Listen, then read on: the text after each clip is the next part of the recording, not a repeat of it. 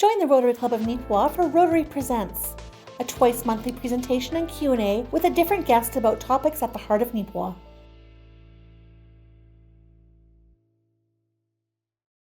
That's okay. All right. Good to go. So, unless you hadn't guessed already, my presentation today is all about the very busy 6 days that Gwen and I spent in Orlando at the International Assembly, and that was district governor-elects from all over the world. So in my little cohort were two from Brazil, one from England, and one from the United States.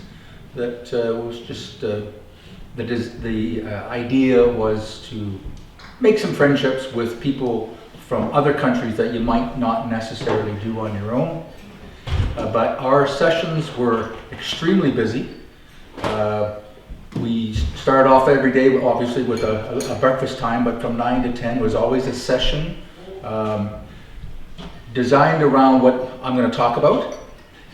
No, I should say the first session was always a plenary session.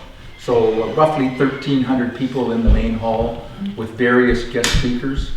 And I won't go into all of them, but as you can well imagine, very dynamic, very uplifting and motivated speakers. And then from basically 10 till noon, we had in-class sessions, and Gwen had to go to her own class also every day. After lunch, very similar, a plenary session for an hour or so, and then classroom sessions up until 5. And then we had some events every night, whether it was the one night was Brazil night because of incoming Rotary President Mario Martin de Camargo or something like that. Can't pronounce it all. So call him Super Mario. Yes, he goes by Super Mario. Very nice guy, very personable. So every single person at the convention got that shirt as part of the Brazil night. So obviously a very busy time, but also a very enjoyable time. And we spent most of our time, social time, with people from my class. When I say my class, in the district governor process, you start as the district governor nominee, which involves going to Toronto in September for a week of similar type training. And in Toronto, that's called a zone assembly, is zone 28 and zone 32. All the district governor nominees start off in the same class, which was about 41 of us. So zone 28 encompasses all of Canada, and zone 32 primarily covers northeastern United States, New York State, all the way up to New Hampshire and Vermont, and over to, I guess, Traverse City, Michigan, sort of that corner. So that was our class, and we spent quite a bit of time with the people from sort of my class on the social part. And obviously, Rotary International doesn't drag people from all over the world to one site without a very specific goal. And if I can start off by saying that in order for Rotary to be different, what I mean there is the other side that we don't really look at maybe often enough or as much as we do within our own community, because our focus is our own community. But what really makes us different is the work that we do around the world. And obviously, I get a little ticked off, and I'm sure most Rotarians get a little ticked off when it's, the call for more money type of thing. And all I say is, you do what you can do. But in order for Rotary to do the work we're doing, keep on doing, obviously Polio Plus is one of them. We'll look at some of the other grants. We need to be healthy. We as an organization need to grow, because as the statement was made, if we're not growing, then we're dying. And certainly in North America, a lot of the service clubs are in the same boat. So it was a very conscientious effort by Rotary International Board of Directors that we need to become more aggressive. We need to have a game plan. We need to have an action plan. And you know, quite honestly, I mean, I've seen it so much because of Toronto and at the district stuff we're doing, but I mean, just, is everyone aware of our mission statement and the action plan? Have we done anything on that at the club level? I don't think we've done anything, but that's... Yeah, so I'm going to go through it quickly because I don't want to bore you, but I see this as one of my roles as district governor is to visit every club and try and heighten awareness that we as an organization, because the lifeblood of Rotary is really the clubs, the individual clubs. And we need to get more focused on becoming healthier. I think we did that analysis last year. Most Rotarians filled it out. And I don't think, Bob, you're the school teacher, I don't think we got a passing grade, really. Wrong, Bob. So I don't think it's to anyone's surprise that all of us, every single club, can do more to get better. And we really need to do that. So I'll start off with a call to action. That's why we're there.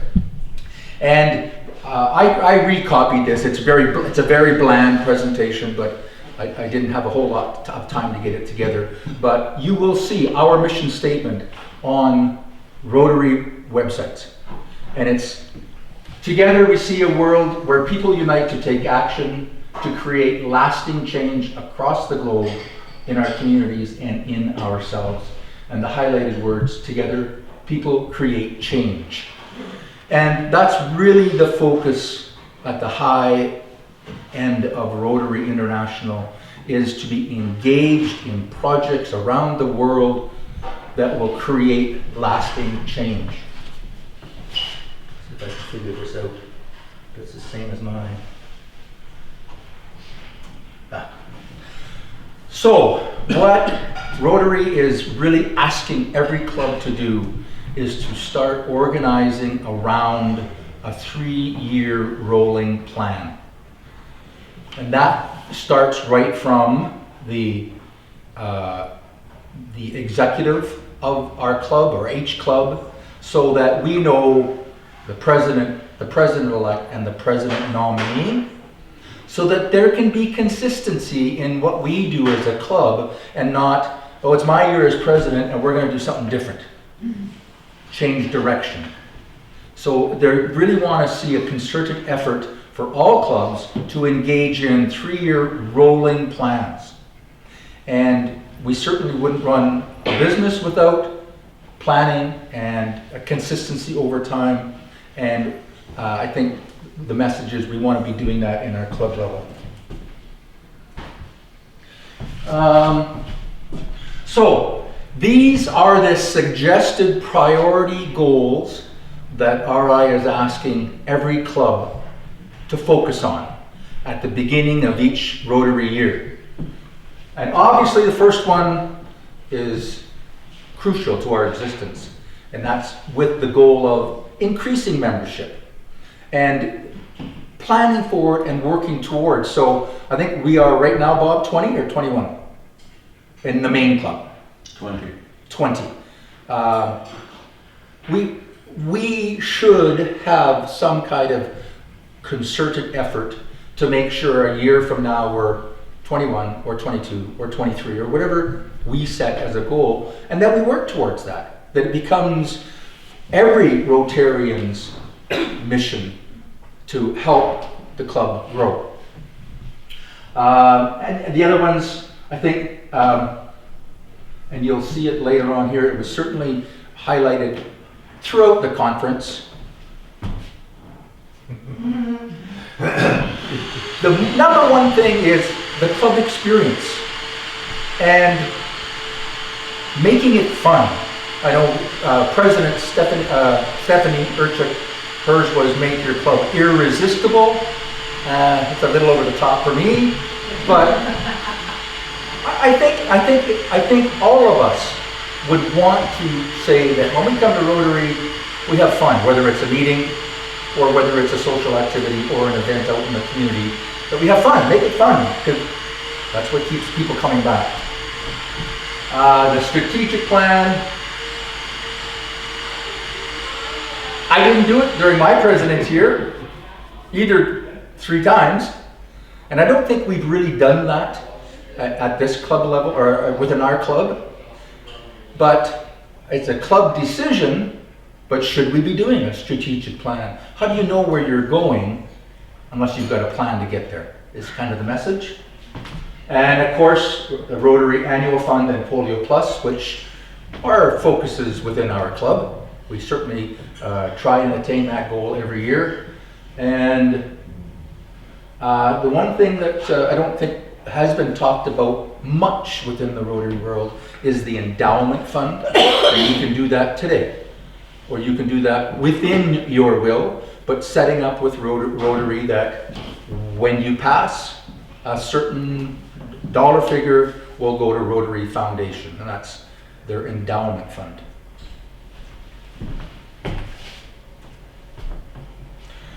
All right, so we also had a lot of exercise around ways to promote growth in Rotary. And these are President Mario's highlight. He gave a whole talk on these. Promote alternate club, and I will give you a sense of what those alternate clubs look like on a subsequent slide. Resurrecting dying clubs. I don't know what Minnedosa was down to, like 6 when they... No, they were 19 when they left. 19? Yeah. So, I mean, it's certainly in my mind, I have to be honest, I didn't give much thought about going over to Minnedosa and, having a talk and finding out 19 people, why, where did the enthusiasm go? Where all 19 walked out the door at the same time. Our smallest club is 4 at Neepawa. They have the only Canadian global grant that they're administering with their Indigenous people in their community. And that's a $30-some thousand US project that they're carrying out right now. So they're small but mighty, mighty. Yeah. So I mean, I think it's important that we reach out to clubs. Certainly, that will be one of my jobs within the district, is to try and refocus and regenerate clubs that haven't been doing so well. Slight spelling mistake I noticed this morning, but strengthening traditional but diminishing clubs. And I think we could probably take a paintbrush right across North America, literally. Well, I shouldn't say that. Many clubs throughout North America, and they highlighted Australia, New Zealand, North America, and England, Ireland are the countries where Rotary is struggling the most. There's more dying clubs than there is growing clubs. Some clubs are extremely successful, and we'll take a look at that in a minute. Engage former members. I mean, when I came to the Neepawa Rotary Club, I think we had, was it 60? 42? Our maximum membership was 48 a number of years ago. Yeah. Now, I'm not saying that every one of those former members has any desire to come back to the club, but several of them have passed on to the greater club up north, whichever. But I mean, have we given thought to reaching out to any of our previous members and seeing if maybe they might be interested in coming back to the club and re-engaging in our efforts in the community? Reach out to the youth. Well, I think in my mind, the Satellite Club is a really, really good example of how we can do that, not only within our own community, but again, thinking of, I think there's a lot of connection between Neepawa and Minnedosa in many ways. Not just because my son married a girl from but a lot of the things that we do quite often involve both communities.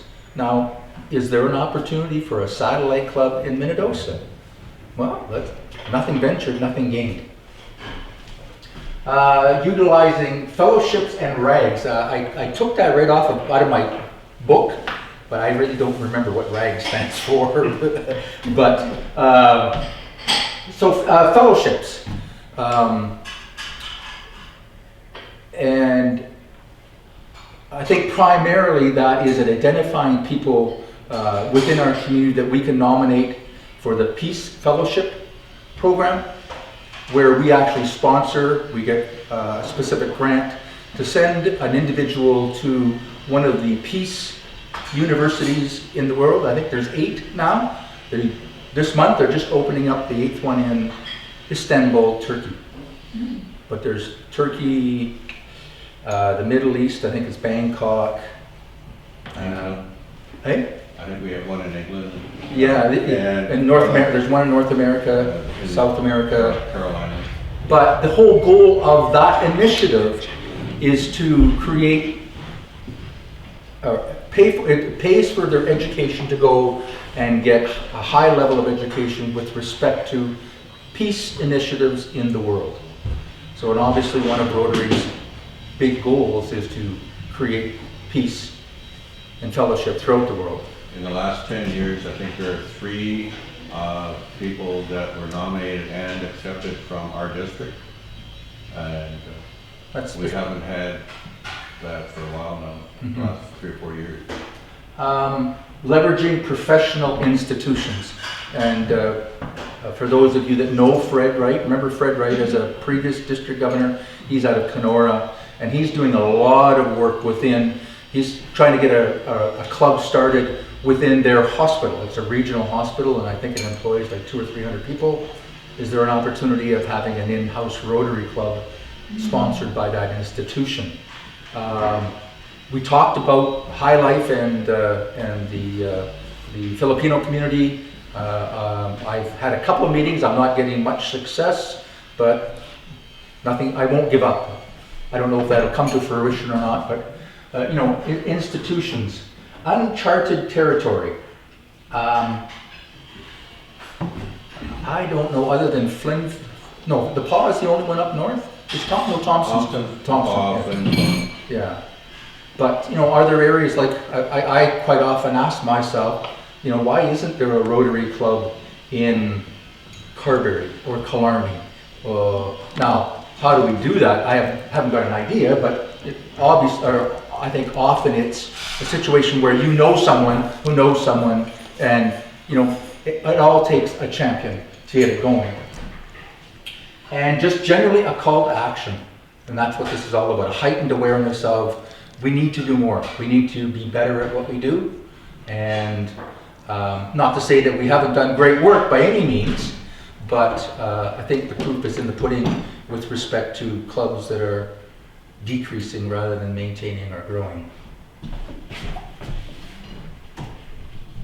Club models, so growth through the club models, and they really talked about that a lot. Yeah, traditional R's. I'm just going to go through, because those are all the different kinds, but like interest-based clubs, there was quite a bit of talk about that, where individuals can form a Rotary Club because they're all into motorcycles. And their meetings might be on the road. Now, I think it's geared towards larger communities than Neepawa, but these are just ideas on how we could expand our membership. And I think the most obvious one is the Satellite Club. There was even an RV club. Yeah. Yeah. So the different types of sort of what drives people, what gives them commonality, and can we organize those individuals into a club?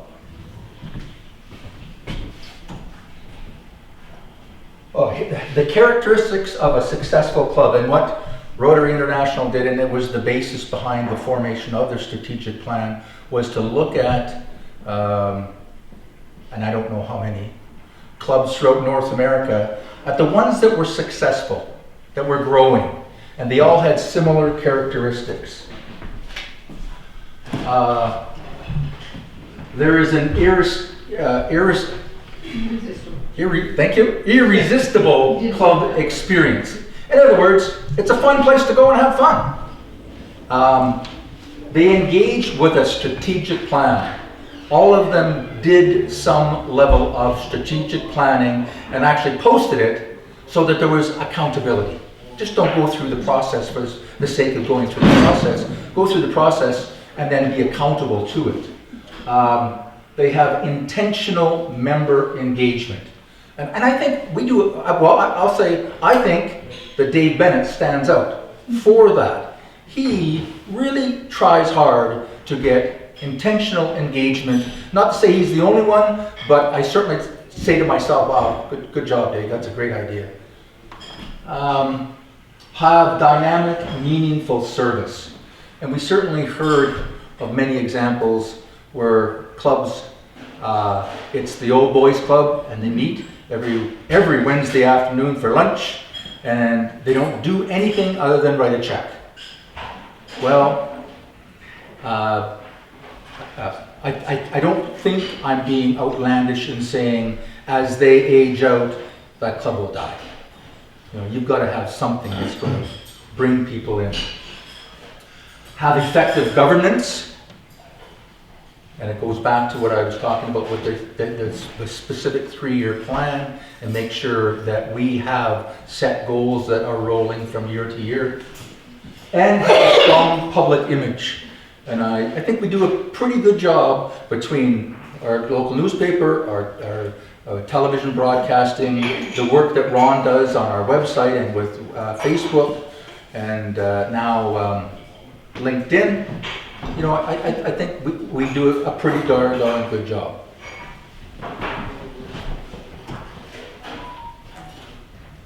So, the first one, again, this came out of my book, and I went, I think I was probably into my second or even third bout as president before I learned how to go on my Rotary.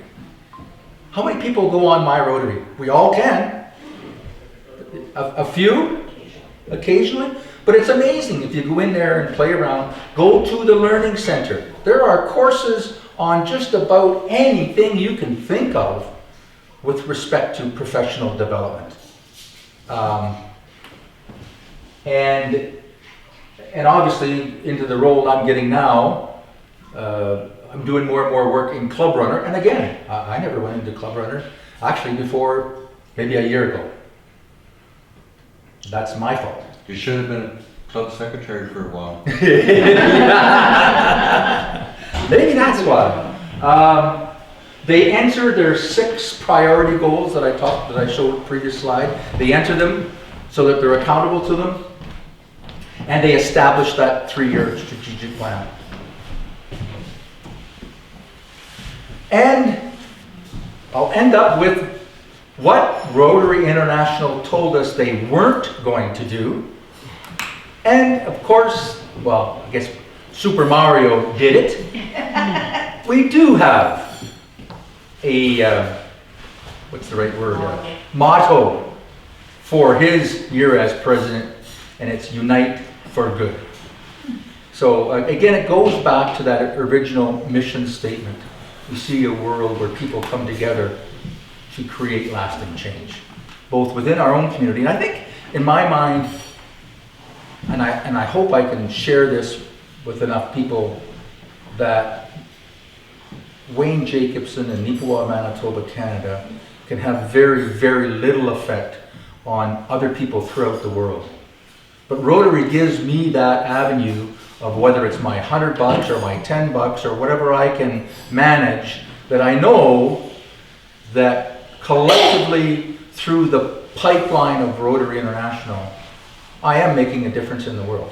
And I think that's kind of what gives me some of that, what do they call it, self-actualization, a sense of I'm doing something good in the world. So, any questions?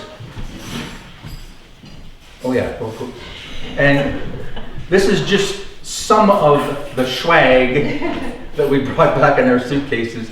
And it's so funny because we talked about it before going down there. Some cultures bring gifts. And it was pretty well unanimous within my class, Canada, Northern United States, that we can spend our money in better ways. Like most people, we have one of the Rotary International directors as sort of our team leader, Chris Etienne, and her comment was, I've been to so many Rotary functions, I don't have any more drawer space to store all that crap. But many cultures are really built on that, and certainly we saw that at Assembly. Brazil, India, and Japan. The Oriental China, countries, Asian, Asians, yeah. Poland, tons of stuff. And we didn't keep like half of it, was stayed in our hotel room because we didn't have enough room for it all. And we ate a bunch of it too, of course. Oh yeah, there was Chocolate, lots of chocolate. So any questions, thoughts? Was it a worthwhile training session? I think it is absolutely needed because if we don't, and obviously this is my first go at it, so it's not very good, but I need to get better at engaging our members and somehow igniting a bit more of a fire, if you know what I mean. And if we don't do that, then we will go by the way of the dodo bird. And I think there needs to be a real concerted effort. And then not everyone's, I mean, it's reality, not everyone in our club aspires to do work in the district or to be engaged in an international project. But at the same time, I think we as individual members have to have a belief that there's value in what we do and there's value in supporting what Rotary does. So, yeah, I mean, it's so funny. I'll tell you, the first year I went to Toronto was very similar to Orlando. From 8 o'clock in the morning till 8 o'clock at night. We never even left the hotel for the 6 days we were in Toronto. Or Orlando. Well, I'm getting there. So the second year I went back to Toronto, the 2nd September, was as the district governor-elect. And prior to it, I had not really what you'd call a healthy attitude. Another 6 days of sitting in classrooms and blah, blah, blah, blah, blah. And you know, it was a different experience. It was very, very similar topics, similar, you know, rah, rah, rah, you know, the strategic plan, the focus on, you know, working towards a healthier Rotary International. But maybe something clicked or I don't know, but it made much more sense. And it certainly reinforced, you know, my belief that we need to focus. Gwen, then Bob. Obviously I was in the partner program, but there was a very high percentage of them that were not only members, but had already been president or a district governor already. And they were still in the training program with me. And what I found valuable was just getting ideas, like ways of doing something different in your community that we haven't done yet. And I found that very exciting and interesting. And that, before I go to you, Bob, that's a nice segue because something I forgot about. But I really would encourage anyone in our club to go to Russell, go to the District Learning Leadership Seminar. It's not just for presidents. And if you've been a president before, then go again, because as Gwen just said, a lot of the ideas, what works, what doesn't work, is transmitted in little one-on-one conversations or in group discussion. There's a lot of value in that. Bob? I was just going to follow up with what you're saying about going to zone. Most of you probably don't know, because as the foundation chair for the district, I was in Providence, Rhode Island for the zone, and it was very interesting because this is now 12 years ago. They asked me, how did you get special dispensation from RI to be a foundation chair? Because at that time, almost all of the zone positions, district positions, were supposed to be past district governors. And it was kind of interesting, 2 years later, when I was at the Winnipeg conference, there was quite a few non-past district governors who were there for foundation membership and all the other things, because they recognize that, you know, there are a lot of Rotarians that don't want to be a district governor and carry on, but want to make a contribution in a specific area. So, and it is important because when I was in Providence, and Bryn Stiles, who was the trustee of the foundation and polio at that time, I mean, you're dealing with the big dogs in you know, fundraising or in whatever you're doing. And we're in a session, and I said, but you just eliminated a whole bunch of us, referring to districts, that can't participate because you're starting from back then that you didn't tell us about, instead of allowing us to back up and start then and move forward. And by just having that conversation in one of your meetings, they changed their attitude and allowed for backing up to participate in a program that we weren't allowed to participate in because we hadn't started at the beginning because we didn't know about it. And so, you know, as you say, just being there in the face-to-face meetings, it's amazing how you influence, or can influence, even though we're at the bottom of the pile, you can influence the big decision makers at the top. Mm-hmm. And I think that's another challenge that we have within our district is, I mean, for the number of years that I've been a Rotarian and in various roles, often you think, well, what's district do for us? Because we don't really reach out to district all that often, but the things that go on behind the scenes to support, it's like any organization. Someone pumping gas at Gladstone might go, what does Brian Headley do for the co-op? You know, I'm being tongue-in-cheek, of course. There's been more than one. But without that leadership and the focusing of efforts at the upper level, the whole thing falls apart. So I really encourage anyone who might have an interest at district level and on the board or in any of the committees. There's a ton of really, really great people that are engaged in those efforts, who are really committed. And it really, I mean, you go, oh, I got a meeting again tonight. But you know, it's you build friendships and you give yourself purpose. Anything else? Yes. Holy crow! Okay, thank you.